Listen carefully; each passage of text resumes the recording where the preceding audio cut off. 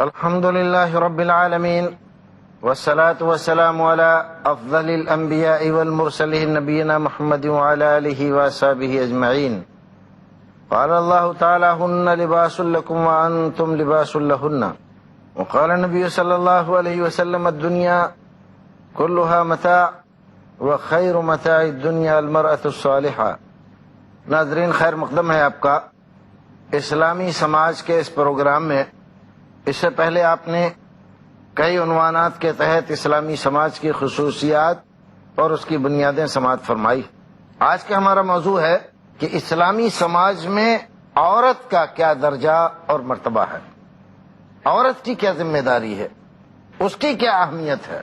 تو ناظرین، اسلامی سماج میں عورت سماج کا سب سے بڑا ذمہ دار حصہ ہے، جس کے اوپر خاندان کی اچھائی برائی ٹکی ہوئی ہے، جس کی گود میں ہمارے نونہال پل کر بڑے ہوتے ہیں. سماج کو جن کرداروں کی ضرورت ہے، ان کرداروں کو بنانے، تراشنے، سنوارنے کی ذمہ داری سب سے پہلے سماج کے جس ویکتی، جس فرد پر لاگو ہوتی ہے وہ عورت. عام سماجوں میں عورت کو کوئی خاص اہمیت نہیں دی گئی، بلکہ اس کے ساتھ جو ویوہار کیا گیا وہ بھی نہایت نازیبا کیا گیا. بعض سماجوں نے تو عورت کو انسان ماننے تک سے انکار کر دیا. لیکن نبی اکرم صلی اللہ علیہ وسلم جو شریعت لے کر آئے، اس شریعت میں عورت انسان کا نہ صرف حصہ ہے، انسان ہے، بلکہ اسلامی سماج کی سب سے بڑی مضبوط بنیاد ہے. اگر قرآن کو دیکھیں تو قرآن کی 20 آیتیں عورتوں کی اہمیت، ان کے درجے مرتبے اور سماج کو ان کی ضرورت کس قدر ہوتی ہے، اس کو قرآن بار بار بیان کرتا ہے. ہم نے آپ کے سامنے قرآن شریف کی ایک چھوٹی سی آیت اپنے موضوع سے مناسبت رکھتی ہوئی نقل کی ہے. فرمایا: ہن لباس لکم وانتم لباس لہن. اے مردو، عورتیں تمہارا لباس ہیں، تم عورتوں کا لباس ہو. آپ تصور کریں ایک آدمی کا، ایک مرد کا جو لباس سے عاری ہے، لباس نہیں پہنے ہوئے، ننگا ہے، ننگ دھڑنگ ایک انسان کا تصور کریں وہ کیسا ہوگا. اچھا لگے گا، خوبصورت لگے گا؟ کیا اس کے لیے اس طرح زندگی گزارنا ممکن ہوگا؟ یقیناً آپ کہیں گے کہ نہیں. انسان کپڑے پہنے ہوئے نہایت خوبصورت لگتا ہے. اس کا مطلب یہ ہوا کہ انسان کے لیے عورت اتنی ہی ضروری ہے جتنا کہ لباس ضروری ہے. لباس کرتا کیا ہے؟ لباس ہمارے حسن و خوبصورتی میں اضافہ کرتا ہے، ہماری آرائش و زیبائش بڑھاتا ہے. اسی کے ساتھ ساتھ ہمیں موسم کی پریشانیوں اور اس کی سختیوں سے محفوظ رکھتا ہے. جاڑے میں ہم جو لباس پہنتے ہیں گرمی میں نہیں پہنتے، اور جو گرمی میں پہنتے ہیں وہ برسات کے زمانے میں نہیں پہنتے. اس کا مطلب یہ ہے کہ ہر موسم کا لباس ہم نے الگ رکھا ہے، اور ہر موسم میں جاڑے میں جاڑے کی سختی سے، گرمی میں گرمی کی شدت سے، اور برسات میں پانی سے اور اس کے برے اثرات سے ہمیں محفوظ رکھنے کا کام کرتا ہے کون؟ لباس. سخت جاڑے میں کسی انسان کا لباس آپ چھین لیں، اس کی حالت کیا ہوگی؟ ممکن ہے مر جائے. اور اگر زیادہ دنوں تک انسان ننگا رہے تو فطرت انسان کے اندر ایسی عجیب تبدیلیاں کر دے گی کہ انسان کے جسم پہ بہت بڑی تعداد میں بڑے بڑے موٹے بال اگائیں گے، جیسے بھالو کے بدن پر، جیسے بندر کے بدن پر. لیکن یہ لباس ہی ہے جو ہمیں خوبصورت بناتا ہے اور ان بالوں سے دور کرتا ہے اور ہمیں دیگر تمام مخلوقات سے ممتاز کرتا ہے. تو آپ دیکھیے کہ لباس ہماری حسن اور خوبصورتی میں اضافے کا باعث ہے، آرائش و زیبائش کا سبب ہے، ہمارے لیے آرام اور راحت کا سبب ہے. اور اسی کے ساتھ ساتھ ناظرین، ایک اور بڑی بات ہے، ہمارے بہت سارے عیبوں پر پردہ ڈالنے کا سبب ہے۔ اب یہ 4 چیزیں میں نے، اور بھی بہت سارے اس میں گوشے ہیں جو طوالت سے بچنے کے لیے چھوڑتا ہوں، ان کو صرف 4 چیزیں ہی دیکھتے ہیں۔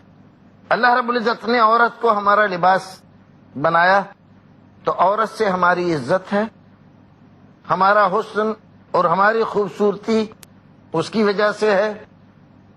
پھر بہت ساری تکلیفوں اور پریشانیوں میں وہ ہماری مددگار، ان پریشانیوں کو دور کرنے والی، ساتھ ہی ان پریشانیوں اور مصیبتوں کے علاوہ وہ ہماری غمخوار ہے، ہماری پردہ پوش ہے، ہماری بہت ساری برائیوں کو وہ چھپا لیتی ہے، ہماری شریک حیات ہونے کی حیثیت سے۔ ورنہ ہماری برائیوں کو اگر وہ اجاگر کرنا شروع کرے تو سماج میں، معاشرے میں ہماری کوئی عزت نہ رہ جائے۔ ایسے ہی اللہ رب العزت نے عورت کے لیے فرمایا کہ مرد تیرے لیے لباس ہے، عورت مرد کے لیے، مرد عورت کے لیے۔ جیسے لباس ایک ضروری چیز ہے ہماری زندگی اور ہمارے سماج کے لیے، ایسے ہی مرد کے لیے عورت، عورت کے لیے مرد نہایت ضروری ہے۔ اس کے بغیر مرد کا، اس کی عزت اور احترام کا، عیش و آرام کا تصور نہیں کیا جا سکتا۔ ایسے ہی کسی سماج کا تصور نہیں کیا جا سکتا جس میں صرف مرد ہی مرد ہو، عورتیں نہ ہوں۔ اقبال نے کہا وجود زن سے ہے تصویر کائنات میں رنگ، ساری خوبصورتیاں، ساری زیبائشیں عورت کی وجہ سے ہیں۔ اگر یہ نہ رہے تو یہ کائنات کسی آدمی کے لیے دلچسپی کا باعث نہ رہے۔ بات کو مختصر کر کے اب یہاں آتے ہیں کہ اسلامی سماج نے عورت کو یہ درجہ تو دیا کہ لازمی و ضروری قرار دیا، لیکن کیا اس کو عزت و احترام بھی عطا کیا؟ عزت و احترام، اتنا عزت و احترام دیا کہ دنیا کے کسی مذہب نے، کسی سماج نے عورت کو نہیں دیا۔ رسول اکرم صلی اللہ علیہ وسلم نے جب ایک حدیث میں یہ فرمایا حبب الی من دنیاکم ثلاث، تو اس میں 3 چیزیں فرمائی کہ مجھے دنیا کی پسند ہے۔ ساری دنیا، ہزاروں لاکھوں چیزیں اس میں ہیں، لاکھوں چیزیں ایسی ہیں جن کو انسان پسند کرتا ہے۔ رسول اکرم نے فرمایا کہ صرف 3 چیزیں مجھے دنیا کی پسند ہیں۔ اس میں ایک خوشبو، دوسرے عورت۔ دیکھیے خوشبو کے ساتھ عورت کا تذکرہ رسول اکرم نے فرمایا۔ وہ نازکی، وہ نزاکت، وہ زیبائش جو خوشبو سے آدمی کا دل معطر ہو جائے، دماغ منور ہو جائے، ایسے ہی فرمایا عورت۔ اور فرمایا قرۃ عینی فی الصلاۃ، میری آنکھوں کی ٹھنڈک نماز میں ہے۔ نبی اکرم صلی اللہ علیہ وسلم نے دنیا کی سب سے محبوب ترین چیز فرمایا۔ ایک حدیث میں رسول اکرم صلی اللہ علیہ وسلم نے فرمایا الدنیا متاع، دنیا ساری کی ساری متاع ہے، ساز و سامان ہے۔ وخیر متاع الدنیا المرأة الصالحہ، لیکن ایک نیک بیوی، ایک صالح بیوی، ایک فرما بردار بیوی دنیا کی سب سے بہترین متاع ہے۔ کسی آدمی کو اگر فرما بردار بیوی مل جائے تو سمجھو دنیا جہان کے خزانے اس کو مل گئے۔ نبی اکرم صلی اللہ علیہ وسلم نے کتنا درجہ، کتنا مرتبہ بڑھایا، اور ہر حیثیت میں۔ جب وہ بچی کی صورت میں ہے، یتیم ہے، تو میں نے آپ کو اس سے پہلے حلقے میں بتلایا تھا کہ رسول اکرم نے فرمایا کہ بچیوں کی پرورش کرنے والا میرے ساتھ ہوگا جنت میں۔ اسی طرح عورت کا ایک روپ ہے ماں کا، کتنا درجہ اور مرتبہ قرآن نے اور نبی اکرم نے فرمایا۔ ایک روپ ہے بہن کا، بہن کا کتنا خیال، کتنا درجہ اور مرتبہ، اور ایک روپ ہے بیوی کا، شریک حیات کا، شریک زندگی کا۔ ہر حیثیت میں اور ہر اعتبار سے عورت کو اسلام نے نہایت ہی نمایاں کردار کا مالک اور نہایت اہمیت دے کر اس کا درجہ اور مرتبہ بڑھایا۔ رسول اکرم صلی اللہ علیہ وسلم کی ایک حدیث، اس حدیث کو اس لیے پیش کرتا ہوں کہ رسول اکرم کی ہدایت کا بھی ہمیں اور آپ کو علم ہو جائے، اور ایک بعض لوگوں کے دماغ میں کبھی کبھی غلط فہمی ایک پیدا ہوتی ہے، اس کا ازالہ کرنا مقصود ہے۔ آپ نے فرمایا استوصوا بالنساء خیرا، حضرت ابو ہریرہ کی روایت ہے بخاری شریف کی، استوصوا بالنساء خیرا، عورتوں کے بارے میں میری اچھی وصیت قبول کرو، عورتوں کے ساتھ اچھا برتاؤ کرو۔ فإن المرأة خلقت من ضلع، اس لیے کہ عورت پسلی سے پیدا کی گئی ہے۔ وإن أعوج ما في الضلع أعلاه، اور پسلیوں میں اوپر کی پسلی سب سے زیادہ ٹیڑھی ہے۔ فإن ذهبت تقيمه كسرته، اگر تم اس کو سیدھا کرنا چاہو گے تو سیدھا نہیں کر پاؤ گے، توڑ دو گے۔ وإن تركته لم يزل أعوج، اور اگر تم چھوڑ دو گے تو وہ ٹیڑھی کی ٹیڑھی ہی رہے گی۔ فاستوصوا بالنساء، لہذا عورتوں کے بارے میں میری وصیت قبول کر لو۔ اکرم صلی اللہ علیہ وسلم نے فرمایا کہ عورتوں کے بارے میں میری اچھی وصیت قبول کرو، کیونکہ عورتیں پسلی سے پیدا کی گئی ہیں، اور پسلیوں میں اوپر والی پسلی سب سے زیادہ ٹیڑھی ہے، اگر تم اس کو سیدھا کرنا چاہو گے تو ٹوٹ جائے گی، سیدھی تو ہوگی نہیں، لہذا تم ان کے بارے میں میری وصیت قبول کر لو۔ یہ رسول اکرم صلی اللہ علیہ وسلم کی حدیث ہے، اس کا معنی، اس کا ترجمہ ہے۔ دیکھیے دو باتیں میں آپ کو اس حدیث کے تعلق سے عرض کرنا چاہتا ہوں۔ رسول اکرم صلی اللہ علیہ وسلم نے عورتوں کے سلسلے میں خاص طور سے ہمیں اور آپ کو یہ کہا کہ میری وصیت بھلائی کی، اچھائی کی قبول کرو، یعنی گویا کہ میں تمہیں حکم دیتا ہوں عورتوں کے ساتھ اچھا برتاؤ کرو۔ یہ بات تو ہماری اور آپ کی سب کی سمجھ میں آتی ہے۔ رسول اکرم صلی اللہ علیہ وسلم نے عورتوں کے بارے میں اچھا برتاؤ کرنے کی وصیت کی ہے، حکم دیا ہے، لیکن یہ بات جو فرمائی کہ عورتیں پسلی سے پیدا ہیں، ہمارے بہت سارے بھائی یہ کہہ دیتے ہیں کہ ارے یہ ہیں ہی ایسی پسلی سے پیدا ہے، ٹیڑھی ہیں، یہ بہت خراب ہیں۔ اس بات کو اس انداز سے ذکر کرتے ہیں کہ گویا کہ رسول اکرم صلی اللہ علیہ وسلم نے عورتوں کی ایک برائی کی طرف اشارہ کیا ہے، لیکن میں کہتا ہوں ناظرین ایسی بات ہرگز نہیں ہے۔ عورتوں پر عیب نہیں لگایا رسول اکرم نے، ان کو کمتر ظاہر کرنے کے لیے یہ نہیں کہا کہ وہ پسلی سے پیدا ہے، بلکہ رسول اکرم صلی اللہ علیہ وسلم نے اس لیے اس بات کا تذکرہ کیا کہ جب وہ خلقت کے اعتبار سے ان کے اندر تھوڑی کجی ہے تو ہمیں اس کجی پر غصہ ہو کر ان کے ساتھ دربیوہار نہیں کرنا چاہیے، برا برتاؤ نہیں کرنا چاہیے۔ کیوں؟ اس لیے کہ وہ جان بوجھ کر ایسا نہیں کر رہی ہیں، وہ تو ان کی فطرت میں یہ بات ہے۔ دیکھیے غالب کا ایک شعر ہے، اس کو پہلے سن لیجئے، پھر اس کے بعد اس روشنی میں اس حدیث کو سمجھیے۔ غالب کہتے ہیں کہ بہرا ہوں ہو چاہیے دونا التفات، بہرا ہوں میں ہو چاہیے دونا التفات، سنتا نہیں ہوں بات مقرر کہے بغیر۔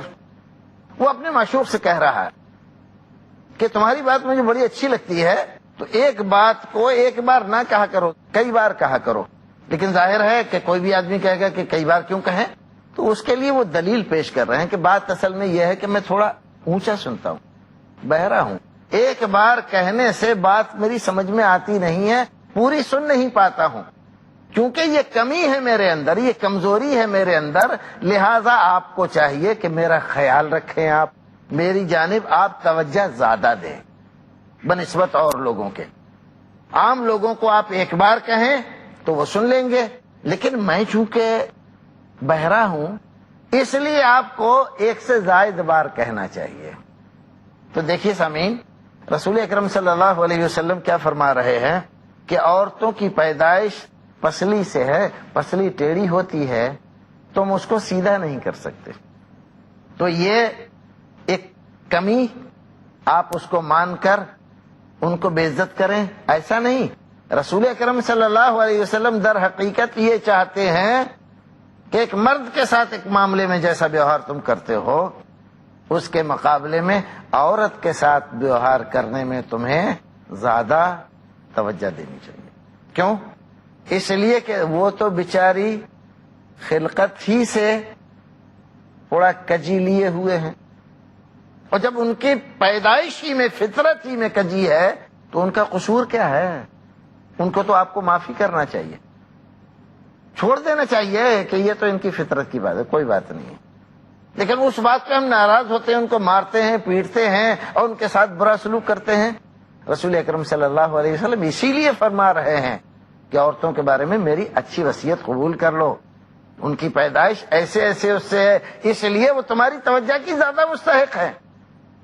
تو ناظرین، رسول اکرم صلی اللہ علیہ وسلم نے عورتوں کے ساتھ درگزر کا، معاف کرنے کا، برتاؤ کرنے کی ہمیں تلقین کی، اور اس کے لیے ایک وجہ بتلائی کہ در حقیقت یہ ایسے ایسے معاملہ ہے، ان کی پیدائش اس چیز سے ہے، اس لیے یہ زیادہ مستحق ہیں اس بات کی کہ ان کو نظر انداز کیا جائے۔